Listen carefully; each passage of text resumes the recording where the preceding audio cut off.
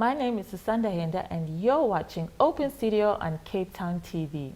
Today, I'm not alone. I'm with my guest, Tim Mosdell, who is from the Bicycle Empowerment Network, and he is here to tell us all about this exciting organization and all the projects they are doing to uplift others. Welcome, Tim. How are you? I'm well, thanks. Thanks for having me. Okay, thanks also for coming.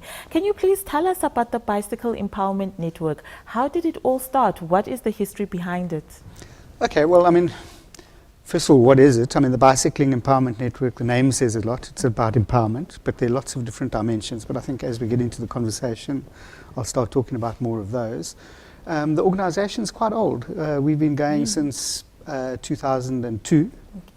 So what does that make us? 17 years old now. We were established by Louis Duval. He was our founder member. And we've been pretty much doing the same thing for the last 17 years, but just at a different scale. So every year we've just got a little bit more active, a bit more involved, getting bigger and bigger all the time. Okay. From those on the outside who've never heard about this organization, there must be that question, why bicycles? Just how can you use that as a tool to uplift others? I think there are lots of different dimensions to that question. We'll speak a little bit later about our bicycling empowerment centres. So we think that bicycles offer a good employment creation opportunity and empowerment in that way. So the act of distributing and running bicycle programs can create employment directly. But the bicycles themselves, once they get into the hands of beneficiaries and youngsters, there are enormous benefits that come with that too. So, owning a bicycle actually creates an element of freedom. Whoever's on a bicycle can get around a lot quicker than they could if they were just walking, and very cheaply too. It costs nothing once you've got the bike. But there are all sorts of other benefits as well. I think that one can start small businesses using a bicycle, little courier services, garden services, etc., etc. The health benefits. In fact, there's studies in Europe and places where cycling is very entrenched. The biggest financial benefit of cycling is not so much the employment creation, but the health benefits and the offset of medical costs that come with that. So there's a whole lot of stuff there as well. It makes you feel good as well. Also displaces negative activity. Youth that tend to find themselves with little to do often end up participating in dodgy behaviour, etc., etc. But cycling provides a nice, healthy alternative to hanging out on a street corner, etc. So lots of different dimensions. In other words, bicycles are still very relevant in today's society. Do you think so? Do you agree? Well, look, I'm a bit biased, but of course I agree. Very relevant. I think that as we're becoming more and more conscious around the greening of the planet and the damage that we've done through pollution and not taking care of the planet, I think it's becoming more and more relevant rather than less relevant. Okay. So Tim, what is your role in the Bicycle Empowerment Network? And also, why are you so passionate? Well, you come across as being really passionate about bicycles, so we also would like to know that. Yeah. I'm personally I'm the general manager or CEO of the organisation. I've been doing it for about 3 years. So, I'm the new boy on the block, actually, if you consider that we've been going for 17 years.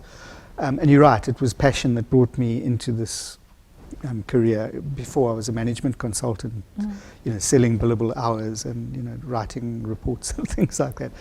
But cycling has always been my thing. Ever since I was a little boy, and then even while I was an adult working, I've been quite an active cyclist. So for me, it's an opportunity to actually engage with the thing I love, cycling, but in a really positive way that facilitates empowerment and transformation and all the things that we really need badly in this country. So it kind of brings those two things together. And for me, it's a nice way. It was a nice way to kind of adjust my career, to move away from sort of the hard-nosed kind of consulting stuff into something that is more tangible for me. I'm loving it. So, many people, maybe you've come to find this, they kind of, don't really pay attention to bicycles. I mean, a lot of the time it's maybe only for young people or children.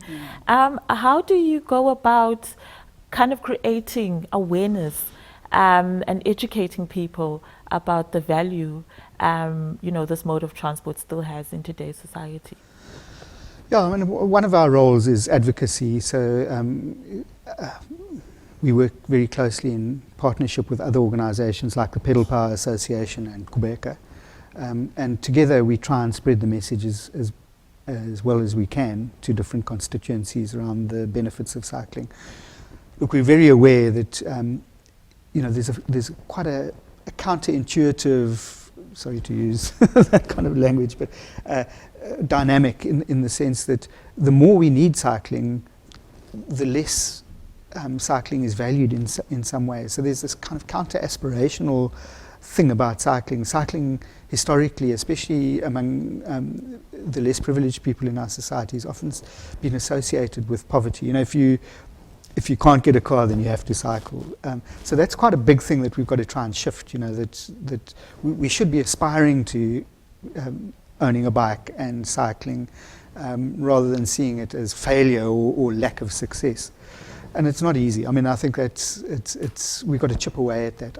I think that as cycle sporting events become more and more popular, like the Cape Town Cycle Tour and the Cape Epic and these things, that helps a bit, because youngsters start seeing role models on bikes doing great sports things. Yeah.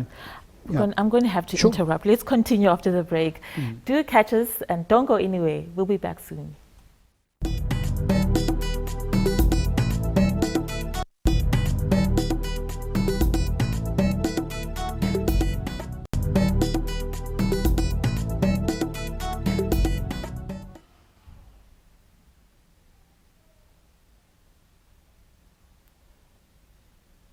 And welcome back. You're in Open Studio, and we're chatting to Tim everything about bicycles.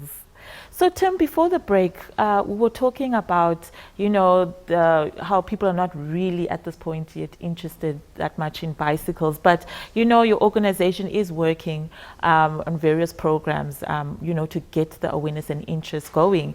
We're talking about sports, that there are a lot of sports actually, such as the Cape Argus. Is it the Cape Argus bicycle? Well, it used to be the Argus. It's now the Cape Town Cycle Tour. Yes, I mean, such things are creating awareness. Would you like to continue on that? Yes, I mean, look, the important thing is that Ben is not about sport cycling, but we do value sport cycling in the sense that it provides a hook that motivates and people. Interest, yeah. Yeah, it grows the interest. Yeah. But our main focus is to put utility bikes or just normal commuter bicycles into the hands of people, and to get people to use bicycles to do everyday things rather than necessarily sport. But sport is the important hook there. Mm-hmm. And it's not as though the interest isn't there. It's just it isn't as big as it could possibly be in the future. And I'm sure, there's some societies where 60% of everyone commutes to work every day, like Copenhagen. And at the moment, we're still sitting on 2 or 3%, or not even. So it's a scale thing that we're looking to build up. Okay. So you even have an empowerment center, a bicycle empowerment center. Please, would love to know about that. What is that all about? Yeah, in fact, we have more than one. We've established about 20 bicycle empowerment centers around the Western Cape. And essentially what they are is, and it's a very important thing that Ben does, we create micro enterprises in some of the more difficult areas around the Western Cape. And it involves identifying an entrepreneur and identifying a place where that entrepreneur could trade. We then take that person, put them through a comprehensive bicycle mechanic training program at our workshops in Marina de Gama near Muizenberg. But we also take those people through small business development courses. Nothing too onerous, but just the basics of how to keep a set of books, how to develop a strategy, how to do basic monitoring and evaluation of your business, and that sort of thing. So once the person is trained, we then establish a premises in the area that we're looking to start the little enterprise, and it's usually a shipping container or two that have been positioned and modified to be little workshops and shops, retail shops, and then we then equip the business with a supply of second-hand bicycles which have been donated by our donors, and that gives them the stock to start trading. So at that point, the entrepreneur theoretically can earn an income stream through trading those bikes, and once they've traded some of them, come and buy, when I say buy, purchase bikes at quite a subsidized price from us, but there is a proper transaction model. They're also equipped to service those bicycles and any other bicycles in the communities, and often the areas where we've established these little businesses, there's no such thing as a bike shop in some of those areas, so they become fully fledged businesses. And then some of them branch out into things like township tourism, they try and, or even recycling initiatives that they run from their enterprises. So that's the sort of direct employment creation element of what Ben does. And all of this takes place at the empowerment centers? Yeah, so most of it. So each of those small businesses is called an empowerment center, which we call BECs for short. Oh, okay. So it is a bit confusing because our name, Bicycling Empowerment Network, we're the overall network, and the empowerment centers are the little businesses that we create. Wow. And so I would love to know, what has the response been like to these empowerment centers? Have their communities really, kind of taken these centers in, adopted these centers, and grown? I think in many of the areas that we've established these little businesses, the little businesses have become bigger. Big businesses, yeah. We've got a guy, Meshach, in Westlake, for example, who's extended his business quite substantially over the years. And the businesses have become very well known in those communities that they operate in. Look, some of them, we've done 20 of them over the last 17 years, and some of them haven't worked out. But we have 12 of them that are still functioning at the moment, and if you consider the success rate of startups, particularly in township areas, we're quite proud of that, even though some haven't made it all the way through. But we've got a dozen that are working quite well, and they are very much integrated into the communities. They're not imposed structures, they're organic. We don't place an entrepreneur that's not from a community into a community, for example. So there's a whole process of consultation and discussion before it happens. Yeah. So you also give a lot of bicycles away. We do. So where do you get all these bikes? What is your relationships with your suppliers like? Yeah, we've got different ways in which we secure the bikes. In the past, the national government has funded some bicycles in the past under a program called Shavula, which is no longer operational, although they're reviewing it and looking at bringing it back. But so we distributed a lot of bikes for the provincial and national government under that program as their agents. A lot of bikes that we distribute are second-hand bikes that are donated from mainly first world countries. Can I interrupt you? Sure. I'm so sorry. And we can talk about Shova Kununa when we come back. So do catch us after the break.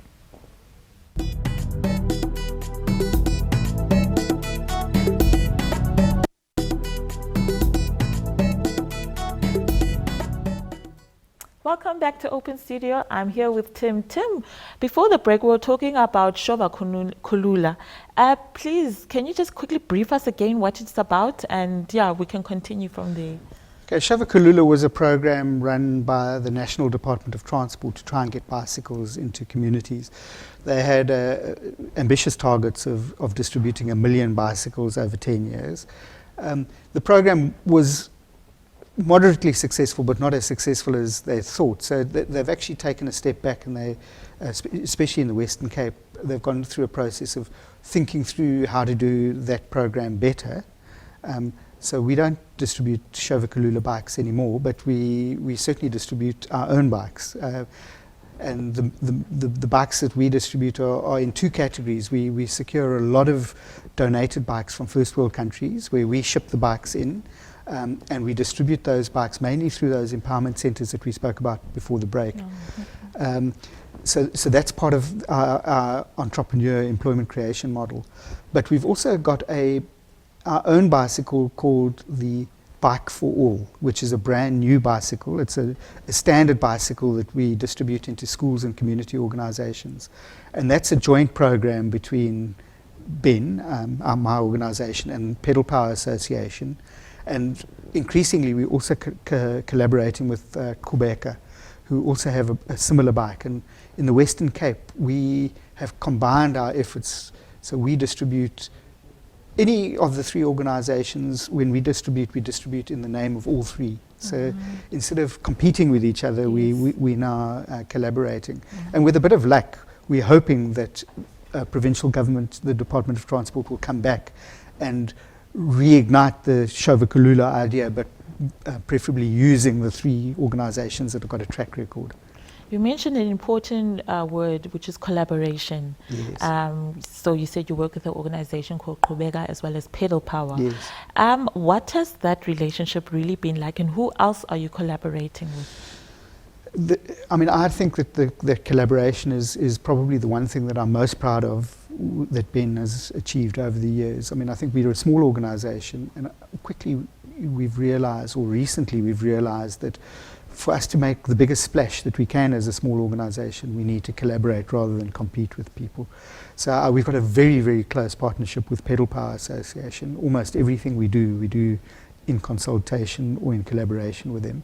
And as I said, with Qhubeka, we've also now started really working closely with them. We do work with other organizations. There's Bicycling South or Bicycle South, there's Open Streets. So we collaborate with those projects on a event by event basis, but our core activities with Pedal Power and Qhubeka. Another activity you do, you have a lot of training programs, one of which is the mechanic. Is it the mechanic training program? Would you like to also tell us why does there need to be a mechanic training program, and what does it entail? Yeah, look, there are a couple of reasons why we need it. If we're putting in bikes, and over the years we put in almost 30,000 bikes into the Western Cape. If you're putting that many bikes into the Western Cape, you need someone to look after them. So we have a vested interest in training mechanics to make sure that the bikes that we put in stay operational. But it goes deeper than that. We really do see the need to develop skills generally in the country, and our thing is bicycles. So what better way of developing skills than bicycle mechanics? So we offer a whole range of courses, ranging from a one-day course of just how to maintain your bicycle quickly, right through to 5 or 6 week courses where you can actually start learning to become a fully fledged bicycle mechanic and perhaps pursue a career in that. We're working very closely now with the provincial government around the apprenticeship game changer model that they're starting to develop. And hopefully in the next year or two, the training that we conduct at BEN will become accredited training that is portable around the world. That's what we're hoping for. Are people coming in their numbers to learn about bicycles? The mechanical training course that you offer.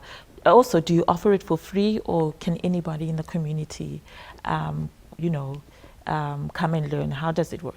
It does have a lot of interest. So we've trained about 100 people at various levels. Our programs are not free. We do charge for our programs, but what we do is we fundraise for if there are people that can't afford to pay, we develop a strategy. We try and get a donor involved, and we've been reasonably successful in that. So, So in a way, everybody gets looked after. Yes. You also have quite an established safety. Is it a safety training program? Yes. You even gave me some booklets, about this. Yeah, Would you like to talk about these booklets and the training program as well? Yeah, look, again, it would be irresponsible for us to put 30,000 bikes into the hands of largely children, or often children, without making sure that the kids know how to ride those bikes, and they can do so safely. So again, with Pedal Power Association, we developed a program called The Cool Kid on a Bike. Yeah. And there's a little yes, booklet that goes with it. It's in the Western Cape. We've translated it into the 3 main languages in the Western Cape. Okay. This is Afrikaans. It's Afrikaans and isiXhosa. Okay. Yeah. Okay. And then there's a theoretical component. So we actually have set up a little classroom. We take the kids through it. But there's also a practical component. So before the kid gets their bicycle, they've got to go through that program, and they get taken around a little I'm so sorry, circuit. Tim. This is so interesting, but we have to end the show quickly. How do we get a hold of you if we want to know more? Well, you can look at us. You can look for us online. We're www.benbikes.org.za. And your email? tim@benbikes.org.za. Thank you so much for joining us, and thank you to the viewer for joining us as well. Do catch me next time on Open Studio, Cape Town TV. Goodbye.